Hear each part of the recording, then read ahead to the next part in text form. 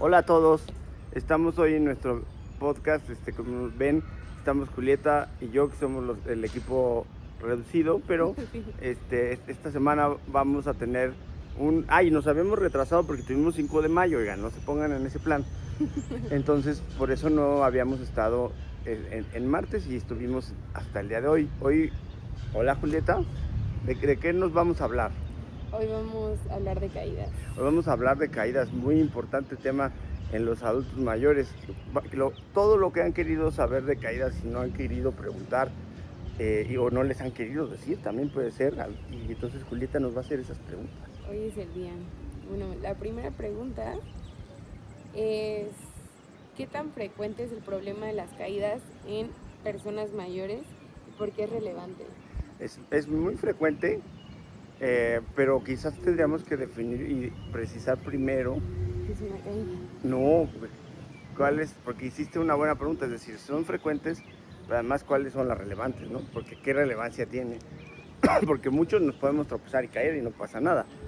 Pero el problema es que en el adulto mayor muchas de las caídas se acompañan de un fenómeno que es la fractura de cadera. Pero también hay otro tipo de problemas, pues los propios golpes, que se lastiman, que si salen moretones, que si después andan chuequitos. Pero el otro tema súper importante, que casi ese no vemos porque sí es un tema súper geriátrico, es el tema del miedo a caerse. O sea, una vez que se cae un adulto mayor es muy probable que quede con mucho miedo a caerse después, y eso va a tener una alteración en la marcha importante. Es un fenómeno que le llamamos astatoabasofobia, es decir, el miedo a caerse. Y seguramente ustedes lo han visto, todas estas personas que se van agarrando de todos los muebles, o van así como muy despacito, como muy cautelosos. También la conocen como marcha cautelosa, porque ya se cayeron y ya saben lo que es y no quieren que les vuelva a pasar. ¿Cuántas veces te caíste tú de chiquita? Muchas, sí. En efecto, entonces a veces no es relevante cuando lo vemos hacia atrás. En el resto de nuestra vida no tenía tanta importancia como cuando ya somos mayores. ¿Y cuáles son los principales factores de riesgo de la propia persona para para ser propenso a caerse? La propia persona tendríamos que empezar de la cabeza para abajo, ¿no? Problemas del equilibrio, en cerebelo o en la parte vestibular o en los propios ojos. Recordemos que ahí están los tres principales centros del equilibrio. Algún problema central, que pudiera haber un problema vascular, también podría llegar a darnos algún tipo de caídas. Hay tipos de caídas que son muy particulares, como las famosas caídas en bloque, así como tabla PAM, que tienen que ver sobre todo con extrapiramidalismos y con todo lo que se conoce o conocía como Parkinson Plus. Entonces ahí también tenemos otra clave importante, no es tan común, pero nos daría una clave diagnóstica importante. Después para abajo podríamos pasar por los problemas musculares, los problemas cardíacos, los problemas pulmonares, es decir, todo lo que no sostenga el gasto cardíaco, lo que no te sostenga paradito, entonces va a darte un problema, un riesgo de caerte, ¿no? De desmayarte. Después, si vamos bajando también, el tema de la marcha. El tema de la marcha suele ser una cosa muy complicada, porque muchas veces las personas no caminan bien y eso los pone en riesgo de caerse. Y hay un tema importante ahí que tenemos que tomar en cuenta, y es la depresión. La depresión baja mucho el estado de alerta, es decir, la gente va a estar con menos atención de lo habitual y entonces va a tener, pues se puede tropezar, porque entonces ahí tenemos quizás uno de los mecanismos comunes, los dos mecanismos comunes de caídas, que son o tropezarte o resbalarte, ¿no? Entonces la gente que se está tropiece y tropiece muy probablemente está teniendo problemas de atención, o tal vez también de propiocepción, o de temas de debilidad, ¿no? Y finalmente, en general, la debilidad generalizada, ¿no? El dolor, si tienes dolor y estás compensando la marcha, muy probablemente te va a poner también en riesgo.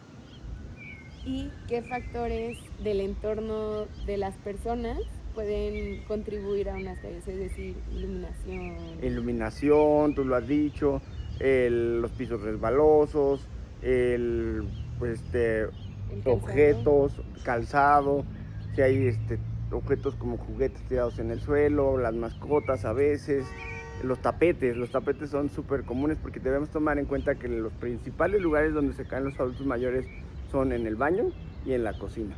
Entonces ahí generalmente encontramos todo esto de lo que estamos hablando. Y en el exterior es raro, pero bueno, en ciudades como la nuestra es muy evidente cómo hay banquetas que están todas destruidas, ¿no? Bueno, yo me he tropezado varias veces. ¿Y hay medicamentos que aumenten el riesgo de caídas? Claro, muy buena pregunta. Hay muchos medicamentos que te pueden deprimir, como todas las benzodiazepinas que usamos para dormir. Muchos medicamentos que, por ejemplo, utilizamos para, justamente, tristemente, para la depresión, también te pueden aumentar el riesgo no solo de caerte por un problema tensional, sino también de presentar osteoporosis y, por lo tanto, riesgo de fractura de caderas, como todos los antidepresivos y inhibidores de recaptura pueden darte riesgo de presentar osteoporosis. Caray, nos vinimos para acá porque no había ruido. Y los diuréticos o cualquier antihipertensivo en general también. Y cualquier medicamento, si te acuerdas, si les recuerdas a nuestros escuchas, ¿cuáles son los 4 principales efectos anticolinérgicos de cualquier medicamento? I don't see, I don't speak, I don't be, I don't shit. Entonces, para caso de las caídas sería el I don't see, ¿no? Afectando la visión, que la visión también es súper importante para evitar las caídas. ¿Hay algún tipo de ejercicio físico que se recomiende en las personas mayores para evitar las caídas? Esa es excelente pregunta. Si bien hay que individualizar, tenemos que tomar en cuenta que mucho del problema de las caídas se debe al equilibrio. Entonces, muchas veces cuando vamos al gimnasio, cuando vamos a esos lugares, el tipo de ejercicio que existe en esos lugares es o de aeróbico o de fuerza muscular, ¿no?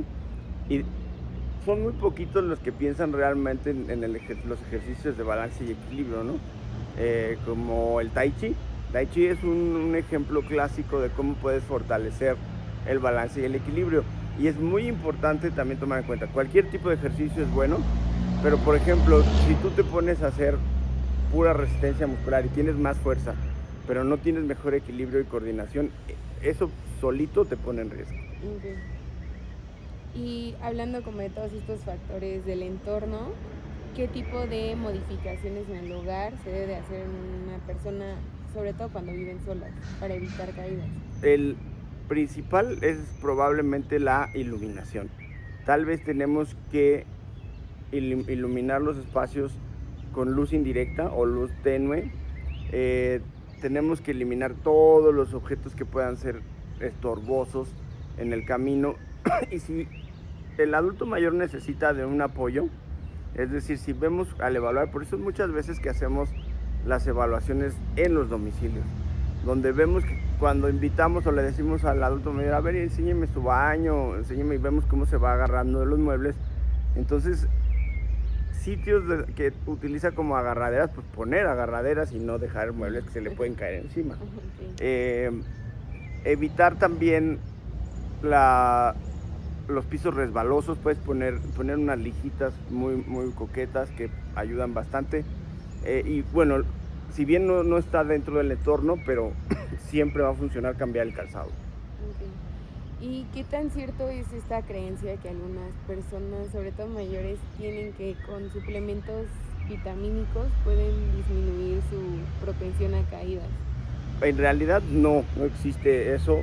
Solamente la vitamina D se piensa que puede tener una incidencia dentro de la salud muscular también, y pues mejorar la fuerza. Pero si mejoras la fuerza, como dijimos hace ratito, pero no mejoras la coordinación, entonces no funciona. Okay. Y cuando hay una caída, son 2 preguntas. 1, ¿cuál debería de ser el abordaje como médico? Y por parte de la familia, ¿cuándo deben de pensar en una emergencia y en buscar atención médica inmediata? La clásica es, otra vez regresamos a la fractura de cadera, va a haber dolor, no se va a poder movilizar la persona, y el clásico signo es la planta del pie. Si está recostada la persona, la planta del pie va a estar totalmente hacia un lado, no hacia adentro, generalmente es hacia afuera, y uno la intenta colocar, pum, regresa a eso. Es clásico signo de ruptura de cadera. 2, un adulto mayor que se cayó y permaneció en el piso mucho tiempo. Es decir, porque no había nadie que lo viera antes y entonces asumimos que estuvo mucho tiempo en el piso, tiene que ser evaluado porque tiene riesgo de hipotermia y tiene riesgo de insuficiencia renal, rhabdomiólisis. Un adulto mayor que pierde el conocimiento. Muchas veces esto es difícil de determinar, pero si no hay una claridad y el adulto mayor no sabe bien a bien si perdió el conocimiento, es mejor evaluarlo. Y cuando ya tiene un antecedente de algún tipo de cardiopatía, más vale que sea evaluado porque pudo haber sido también bajo gasto. Y de la primera, o sea, en consulta, ¿cómo se aborda una caída?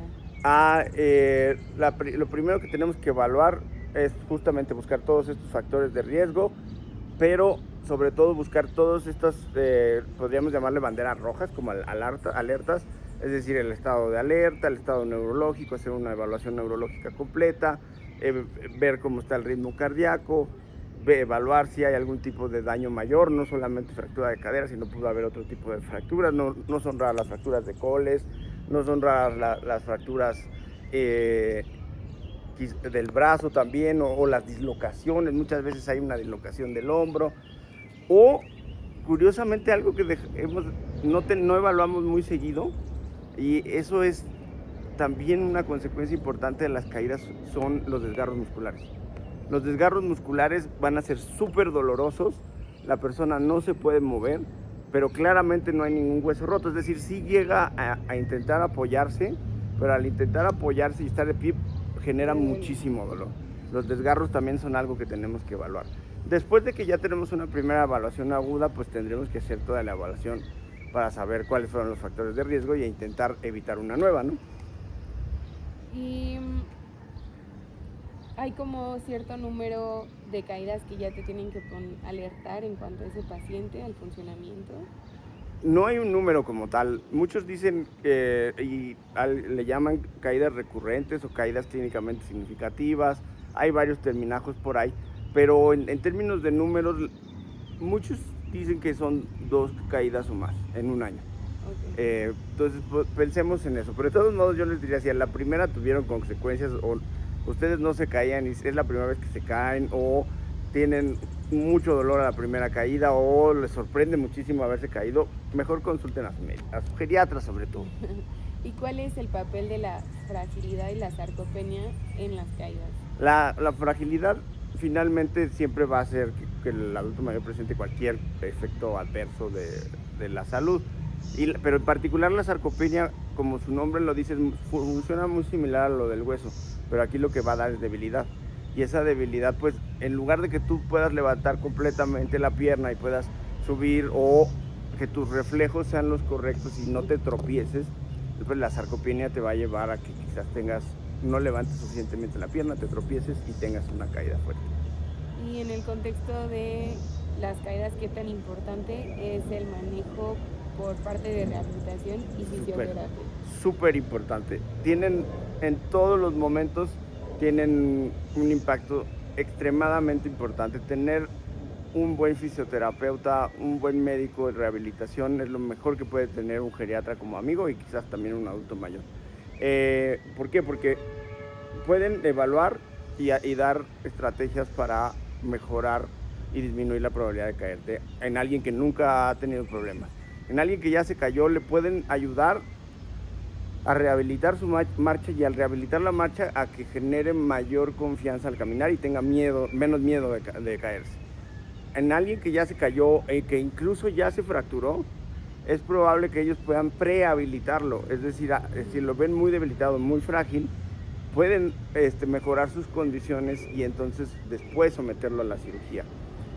Y obviamente post cirugía van a tener todo el impacto sobre regresar a reintegrarse, ¿no? Entonces también, todo el tiempo. También he visto que hasta incluso les dan estrategias de que si ya ven que se van a caer, saber cómo caer, sí, también o eso. Incluso cómo levantarse en el caso de que estén solos. Sí, eso también tienen un impacto importante. Y ya por último, ¿cuál sería el mito común sobre las caídas que tú piensas que es muy común, pero que pues es un mito? pensar que las caídas son exclusivamente un problema de los adultos más debilitados. Y eso yo lo aprendí con el tiempo, porque eso es un error, porque finalmente probablemente quienes en un principio de su adultez mayor estén más en riesgo son los más funcionales. ¿Por qué? Porque van a tener caídas de mucho mayor impacto y van a tener el riesgo de tener muchas más lesiones porque son de mayor impacto. Me acuerdo muy bien de algún adulto mayor súper fuerte que yo tuve cuando era residente, y su caída fue porque el tipo estaba trepado en el techo de su casa cambiando no sé qué cosa, ¿no? Entonces, eso es un mito. Y va de la mano también pensar que la gente que está completamente discapacitada ya no se cae. O sea, si ya pues, está en la cama, ya está en la silla, ¿no? De ahí se caen también, ¿no? Y ya, por último, ¿por qué si yo me caería no sería como algo tan relevante y por qué en una persona mayor lo es? Porque, bueno, en el caso de las personas más jóvenes, bueno, porque el riesgo de fractura es mucho, pero infinitamente menor. No es tan riesgoso porque seguramente el mecanismo fue porque estabas esquiando. Es decir, no porque tienes debilidad en las piernas. Entonces, por ahí también es relativamente benigno, y porque la fragilidad es una cosa que vamos a ir acumulando durante toda nuestra vida, y entonces eso finalmente hemos dicho que lo que quiere decir es que vas a tardar más tiempo en recuperarte. Tú como joven vas a tardar mucho menos tiempo en recuperarte y vas a poder tener la oportunidad de regresar a un punto muy cercano, si no es que al mismo del cual antes de la caída. Eso también algunos le llaman resiliencia, ¿no? Entonces, es por eso que los jóvenes no tienen tanta problemática con el tema de las caídas. Okay. Pues ya no tengo ninguna otra pregunta. Mandamos algún saludo, saludo al ausente, que esperemos se la esté pasando muy suave, ¿no? Sí, un saludo a María. Un saludo a María y nos vemos entonces. La extrañamos. La extrañamos. Nos vemos la próxima semana. Chao.